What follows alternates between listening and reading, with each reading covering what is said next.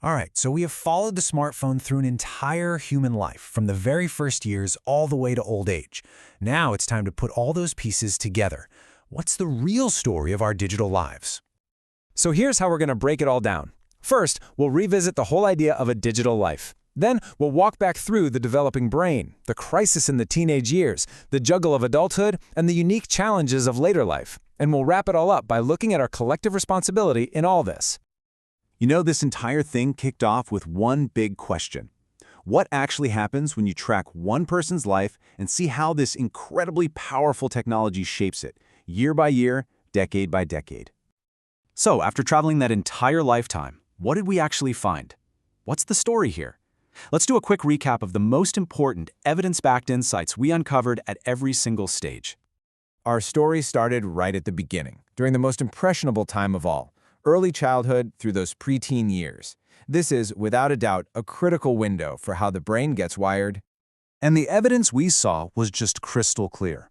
This displacement effect wasn't just about kids missing out on some fun. No, it represented a major long-term risk to developing those fundamental skills you need for life, things like focus, planning, and self-control. This was a huge turning point in our story. A landmark study in JAMA showed us measurable negative impacts on core brain functions. And this was even at usage levels that most of us would probably consider pretty moderate. The research put a hard number on the academic cost. Just think about that for a second. A 15% drop in reading comprehension. For a child in that crucial learning phase, that is a staggering deficit to try and overcome. And it wasn't just reading. The impact on language was just as stark. The very tool that's meant to connect us was actually shrinking the world of words for these preteens, leading to 23% less growth in their vocabulary. So the big takeaway here is that this wasn't some abstract, maybe-in-the-future problem. We're talking about core cognitive functions, the very building blocks of learning, being actively weakened during a developmental window that you just don't get back. Okay, let's jump ahead to the teenage years. This is where we saw how that compromised early foundation helped create what you can only really describe as a perfect storm of vulnerability. We defined this really critical neurological imbalance, the prefrontal cortex gap. You've basically got the emotional, reward-seeking part of the teen brain firing on all cylinders, while the rational, hey, maybe this is a bad idea part is still under construction.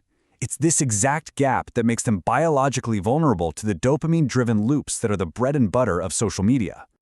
And all of this came to a head in the late teen years, creating this deeply troubling paradox. We have a generation with more ways to connect than ever before in human history, and yet they were consistently reporting the highest levels of loneliness.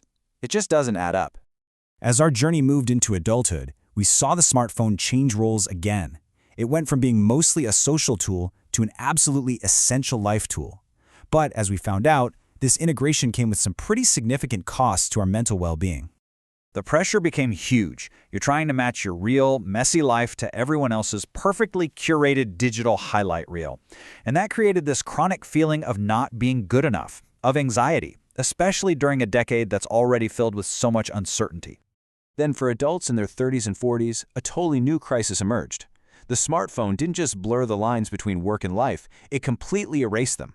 I mean, from checking emails before breakfast to that one last check at midnight, work just never, ever truly ended. In the final stages of our journey, we explored a really different dynamic, how older adults and seniors were navigating a world that's increasingly digital and often pretty unforgiving. And here, we found this incredible tension. On the one hand, technology offered real, life-enhancing benefits for staying connected and stimulated, but at the exact same time, it was often creating this intense cognitive overload because it just wasn't designed with the processing speeds of an aging brain in mind. And this led to a crucial insight. The frustration and anxiety that so many seniors feel when they're struggling with technology, that's not a personal failure. It is a design failure. It's the technology that has fundamentally failed to serve them. Finally, we put the entire life journey together, and we landed on a very clear conclusion. These one-size-fits-all solutions, like just telling people to limit screen time, are totally doomed to fail because the problem is so much more complex than that. The path forward is pretty clear. Creating a healthier digital future isn't just one group's job. It demands action from everyone, from parents and educators to policymakers, the tech companies themselves, and of course, us as individuals. Everybody has a critical role to play here. Ultimately, our journey through a digital life left us with this one final, provocative question. We have created tools of almost unimaginable power. The defining challenge of our time is whether we can develop the wisdom, both as individuals and as a society, to manage them.